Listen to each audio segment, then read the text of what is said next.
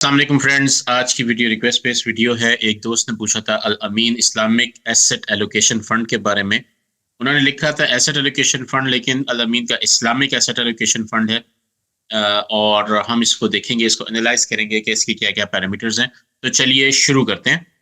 ये है finance by books bracket. इस चैनल को सब्सक्राइब कीजिए और बेल आइकन को दबा दीजिए।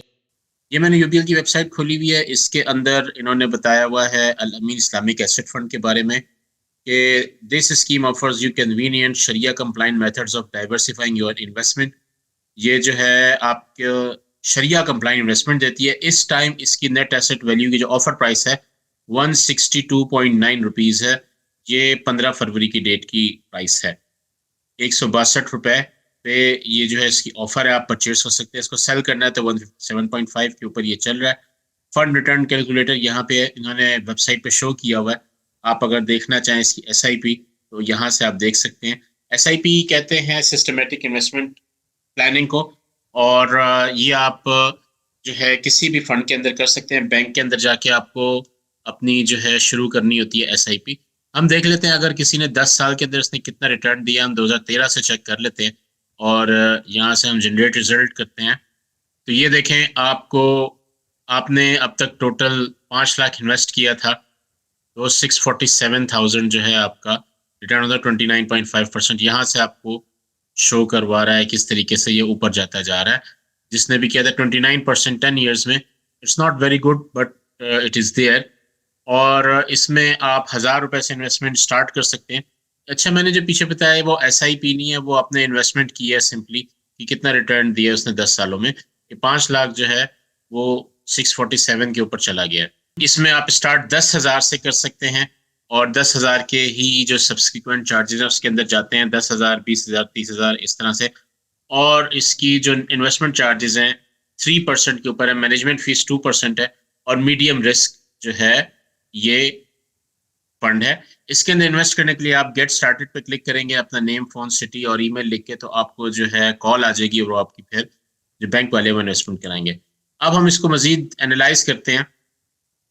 ये Samaya.pk खोली हुई है। ये शरिया कंप्लाइंट फंड है। करंट नैव इसकी जो है 157 शो हो रही है। ये आज की डेट की है, एक दिन के अंदर, जो कि सेलिंग प्राइस है 157, जैसे पीछे हमने देखा था। इसका जो वॉल्यूम है वो 885 मिलियन का वॉल्यूम है। रिटर्न 6 मंथ का 16% दिया है, 12 मंथ का 28% दिया है। भी 12 मंथ का सबका ज्यादा ही आएगा क्योंकि रिसेंटली स्टॉक मार्केट बहुत ऊपर गई है। और total expense ratio TER, total expense ratio का मतलब होता है पूरे साल में जिन्होंने जितनी डिडक्शन करनी है, एवरेज कितनी होती है, वो 3.37% है। MF का मतलब होता है मैनेजमेंट फीस। ये बैंक आपसे चार्ज करता है आपके फंड को मैनेज करने के लिए, वो 2% है। सेल्स मैनेजमेंट NFEL, ये भी फीसेज हैं डिफरेंट किस्म की, लेकिन TER के अंदर सारे हो जाते हैं। इसकी एसेट डिस्ट्रीब्यूशन देखते हैं। कैश के अंदर ये सबसे ज्यादा इन्वेस्ट करता है 62.74, एक्विटीज के अंदर 39.37, मतलब अराउंड 39% जो है ये स्टॉक मार्केट के अंदर है। तो स्टॉक मार्केट ऊपर जाएगी तो ये स्टॉक भी उसी तरीके से ऊपर जाएगा। इसको मजीद हम देखते हैं। यहाँ पे ये फंड की परफॉर्मेंस शो कर रहा है पिछले 1 महीने की, ऊपर नीचे किस तरीके से जा रहे हैं। हम यहाँ से 5 साल की परफॉर्मेंस देखते हैं तो ये शो हो रही है। इसी को हम अगर SIP के साथ मेजर कर लें कि SIP अगर इसमें किया हो और हर महीने जो है, हर महीने आप 1,000 इसमें इन्वेस्ट करते जाएं, तो ये देखें जो मार्केट वैल्यू है वो ग्रीन वाली है आपकी। इस टाइम जो है सिर्फ 1,000 इन्वेस्ट करने से 197,000, 2 लाख रुपए बन चुके होते हैं विद इन 10 ईयर्स। ये 10 साल का उसने चार्ट दिखा दिया है कि आपने कुछ भी नहीं करना, 10,000 हर महीने आपने इन्वेस्ट करना, आपने टोटल इन्वेस्टमेंट 123,000 होती और आपका रिटर्न जो है 197.9, 200,000 तकरीबन बनता है। तो अराउंड 35% आपको जो है वो एवरेज रिटर्न मिला है। इस तरीके से आप इसको देख सकते हैं। यहाँ पे इसके जैसे और भी फंड्स हैं, अल फलाह के हैं, पाक कतर का है एसेट एलोकेशन, यहाँ पे इसने दिखाए हुए हैं कौन कौन से फंड्स हैं। हम इसको पे आउट्स देखते हैं कितना पे आउट करता है। तो ये देखें, इसने साल में एक दफा पे आउट करता है। ये 2023 में 27 जून 2023 को उसने 9 रुपए का पे आउट दिया था। और उससे पहले 25 जून 2021 को 6.6 दो दफा दिया है। और जून में उसने 9.85, तो ये तकरीबन बहुत अच्छा रिटर्न नहीं दे रहा। इसको इंडेक्स के साथ भी हम चेक कर लेते हैं।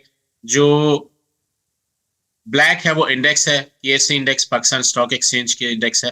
और ये देखिए ये इसको फॉलो कर रहा है, लेकिन किसी हद तक वो हमने पीछे देख लिया था कि 40% जो है ये आपकी सिक्योरिटीज़ के अंदर इन्वेस्ट कर रहा है, तो ज़ाहिर बात है सिक्योरिटीज़ का असर इसके ऊपर पड़ेगा। ये फंड मैनेजर रिपोर्ट है जो फंड बैंक जो है वो हर महीने रिलीज़ करता है। इधर से आपको फंड की हर चीज़ पता चल जाएगी। ये देखें, इसने अपने बेंचमार्क से ज़्यादा रिटर्न दिया है। इनका बेंचमार्क हम देख लेते हैं यहाँ पे क्या-क्या है। अक्टूबर 2023 में इसका रिटर्न 5% है। सिंस इंसेप्शन CAGR जो है 8.71% है और स्टैंडर्ड डेविएशन 7.5% है। हम इन चीज़ों को बहुत ज़्यादा डिटेल में नहीं देखते, ये अलग टॉपिक है।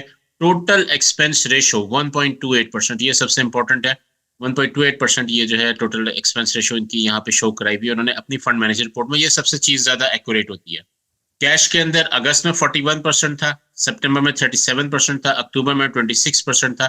ये 2023 की खुली हुई है, अक्टूबर 2023 की खुली हुई है ये। तो उसके बाद इनकी कोई लेटेस्ट नहीं आई है, तो ये कभी-कभी डिले भी करते हैं। हम यहाँ पे देख लेते हैं, ओपन एंड फंड है, इस्लामिक एसेट एलोकेशन है, 10 दिसंबर 2013 को स्टार्ट हुआ था। AM1 रेटिंग है, मतलब ठीक है, मिनिमम इन्वेस्टमेंट 10,000 है, लोड 3% है, फ्रंट एंड और बैक एंड लोड हमने देख लिया।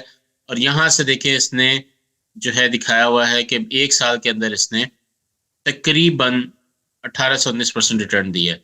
अब यहाँ पे देख लेते हैं इनके asset allocation. Oil and gas companies में 9% उन्होंने लिया हुआ है, पावर जनरेशन एंड डिस्ट्रीब्यूशन में 3.4% है, सीमेंट में 6 है, कमर्शियल बैंक्स में इनका 2.81 है। अब ये देखिए इनकी top equity holding OGDC, Hub Power, Kohat cement, Pakistan petroleum, Mari petroleum, Lucky cement, Meezan bank, Interloop systems, Engro. ये देखिए इन्होंने सारी जो बड़ी बड़ी कंपनीज हैं उसके अंदर उन्होंने इन्वेस्टमेंट की हुई है।